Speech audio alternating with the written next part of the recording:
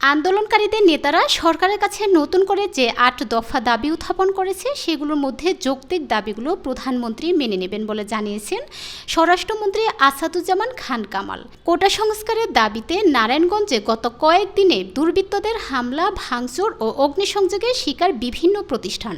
শনিবার দুপুরে পরিদর্শন শেষে স্বরাষ্ট্রমন্ত্রী জেলা পুলিশ সুপার কার্যালয়ে প্রেস ব্রিফিংয়ে সাংবাদিকদের এসব কথা জানান। একটি মহল সামাজিক যোগাযোগ মাধ্যমে গুজব ছড়িয়ে সাধারণ মানুষকে বিভ্রান্ত করছে জানিয়ে স্বরাষ্ট্রমন্ত্রী বলেন, বিএনপি জামায়াতের জঙ্গি ও দুষ্কৃতকারীরা যারা সারা দেশে ভাঙচুর ও অগ্নিসংযোগ করেছে, নরসিংদীর কারাগার সহ বিভিন্ন থানায় অস্ত্র লুট করেছে, তাদের চিহ্নিত করে শীঘ্রই আইনের আওতায় আনার চেষ্টা চলছে।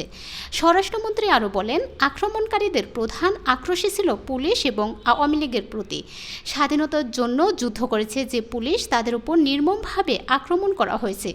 আমাদের দেশপ্রেমিক বিজিবির ওপরও হামলা হয়েছে। আমাদের র্যাব, পুলিশ, বিজিবি যখন একত্রে পারছিল না, তখন প্রধানমন্ত্রীর নির্দেশে শান্তিপূর্ণ পরিবেশ সৃষ্টি করার জন্য সেনাবাহিনীর সহযোগিতা চেয়েছি।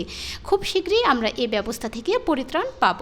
তিনি আরও বলেন, আমি আগেই বলেছি, ছাত্রদের মিসগাইড করে যে ঘটনাগুলো ঘটিয়েছে, অনেক হত্যাকাণ্ড ঘটিয়েছে। আমাদের ছাত্রলীগের অনেকেই শাহাদাত বরণ করেছে।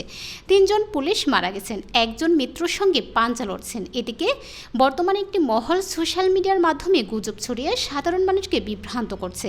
সাংবাদিকদের দায়িত্ব এসব গুজব থেকে দেশকে রক্ষা করা।